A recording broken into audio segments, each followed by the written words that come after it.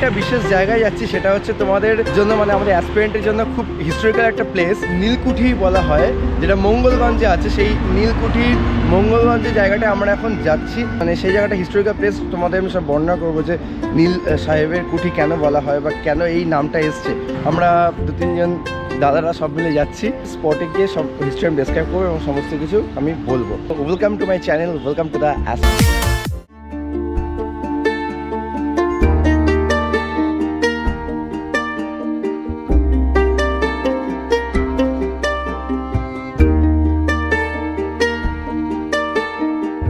এখানে তোমরা দেখতে পাচ্ছ যে পেট্রাপোল, বনগাঁ আর হাবড়া।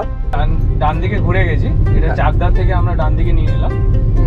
এখন সোজা চলে যাব আমরা Bibhutibhushan national park, Bibhutibhushan wildlife sanctuary, Bibhutibhushan wildlife স্যাঞ্চুরিতে চলে যাব।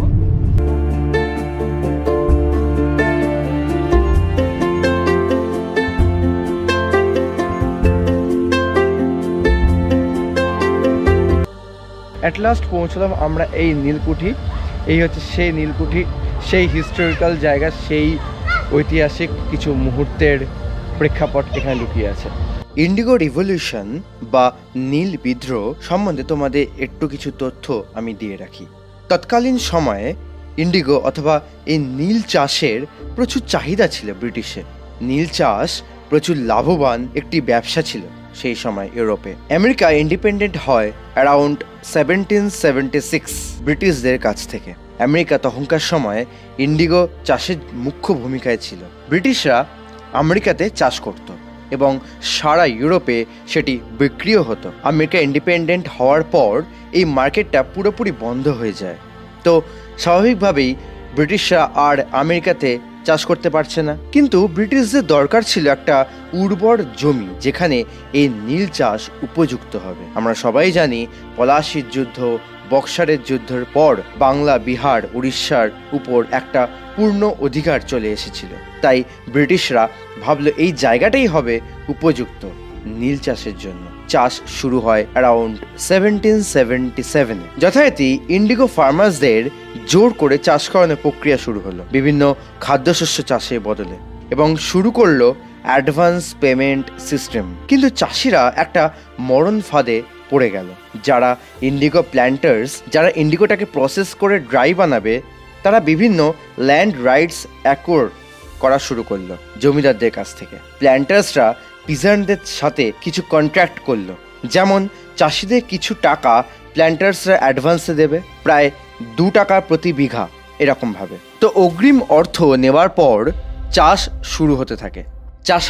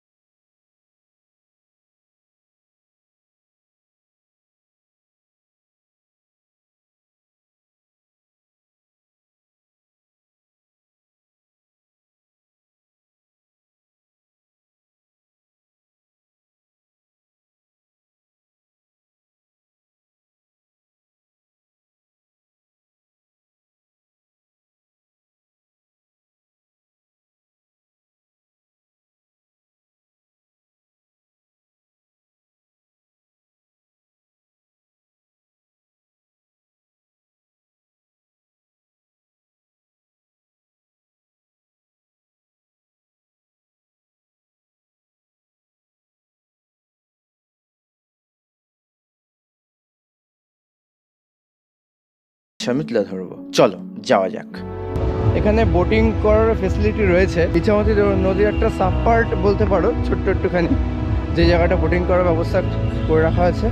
অ্যাকচুয়ালি পরিবেশটা এখানকার খুব সুন্দর এবং আছে পিকনিকের জন্য, সব ভিড়ভাড়টা একটু বেশি। আচ্ছা, এটা ওপরে হচ্ছে পারমাদান ফরেস্টটা, ফেন্সিং করা আছে পারমাদান ফরেস্টে, এখানে ওয়াইল্ড লাইফ স্যাঞ্চুরিটা তো আছে। আচ্ছা, আটকানো আছে, ফেন্সিং করা।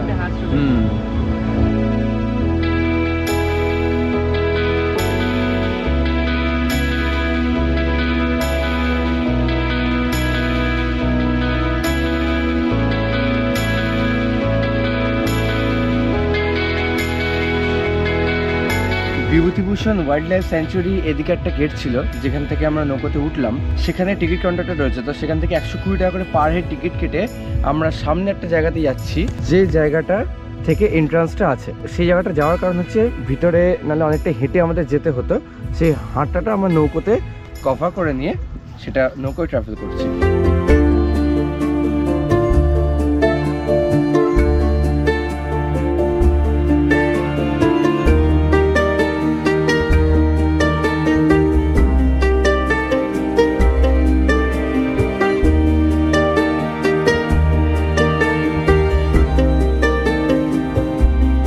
আমরা এখন জঙ্গলে ঢুকছি, বাঁশ গাছ, এখানে ভূতরা থাকে। এই হচ্ছে পিছনে ইছামতি নদী। এই আমরা ওয়াইল্ড লাইফ স্যাঞ্চুরি এরিয়ার মধ্যে ঢুকছি এখন। ওইখানে ঘেরা রয়েছে গাছের কালারটা কি সুন্দর, এটা ওয়েদারিং এর এফেক্টে হয়।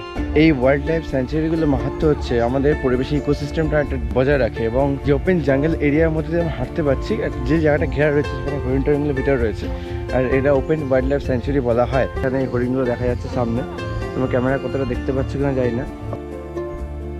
পরীক্ষা কোশ্চেন আসে যে বিভূতিভূষণ ওয়াইল্ড লাইফ স্যাঞ্চুরিটা কোথায় অবস্থিত, তো এইগুলো তোমরা খেয়াল রাখবে। তোমাদের জাস্ট লাইভ দেখিয়ে দিচ্ছি, তাহলে জিনিসটা বুঝতে পারবে, মাথায় থাকবে। ভিতরে এরিয়ায় দেখো, এখানে অনেক ধরনের গাছ রয়েছে, অর্জুন, শ্বেত আকন্দ, ঠিক আছে, সব মেনটেন্যান্স করে রাখা, এগুলো সব ঘিরে রাখা হয়েছে। এবং এটা কোর এরিয়া, আমরা যেখানে হাঁটছি সেটা হচ্ছে জঙ্গলের মধ্যে দিয়ে ওয়াইল্ড লাইফ স্যাঞ্চুরি আউটসাইডের যে এরিয়াটা, সেখান দিয়ে আমরা হাঁটছি। মনে একটা ভালো করে ডিসক্রাইব করছে ব্যাপারটা, এটা তোমরা জাস্ট ভালো করে শুনে নাও। এটা আমরা প্রেজেন্টলি এখন ইছামতি ভিউ পয়েন্টে, যে পারমাদান ফরেস্টের এই জায়গাটা আমরা এখন আছি, ঠিক আছে। এবার কি হচ্ছে, আমি যেটাকে দেখাতে চাইছি সেটা হচ্ছে যে নদীটাকে দেখুন কিরকম আঁকা বাঁকা। এবার কিছুদিন পরে কি হবে, যে এই নদীটা আস্তে আস্তে আরো বেঁকে যাবে, আরো বেঁকে যাবে, বেঁকে যেতে যেতে এখানটাতে নদীটা এইভাবে পাস হয়ে যাবে। তখন এই জায়গাটা তৈরি হয়ে যাবে একটা অক্সবো লেক। এইভাবে আমাদের ছোট ছোট অক্সবো লেক তৈরি হয়। এই জায়গাটাকে আমরা বলতে পারি যে এই যে দেখুন এখানটাও একটা অক্সবো লেক তৈরি হয়েছে। সেরকম ভাবে ইছামতি নদীটার আশেপাশে এরকম আজ থেকে 100 বছর পরে হয়তো দেখা যাবে যে একটা অক্সবো লেক তৈরি হয়ে যাবে। সেটা লাইভ হচ্ছে, এটা হচ্ছে এখন মিয়েন্ডার হচ্ছে, ঠিক আছে। এটা হচ্ছে রিভারের মিয়েন্ডার কোর্স। এটা মিডল এই যে একে বেঁকে যাচ্ছে, যে ম্যাপ ওয়াইজ তোমরা দেখলে সেই জায়গাটাই এইভাবে পুরোপুরি ফরমেশনটা হচ্ছে। এটা হচ্ছে রিভারের মিয়েন্ডার কোর্স। এখন হচ্ছে এটা মিডল কোর্সের ভিতরে, রিভারের মিডল কোর্সের পরে। রিভারের 3টে কোর্স হয়, upper course, middle course, lower course. এখন এই রিভারটার মিডল কোর্স চলছে, তো এখন মিয়েন্ডার ফরমেশন হচ্ছে। এবারে মিয়েন্ডার থেকে আস্তে আস্তে ধাক্কা খেতে খেতে খেতে খেতে সাইডগুলো ভাঙতে ভাঙতে আজ থেকে 100 বছর পর বা 50 বছর পর যেই হবে, তখন দেখা যাবে যে কিছুটা পোর্শন আর্ধেকে কেটে বাদ হয়ে যায়, তৈরি হয় অক্সবো লেক।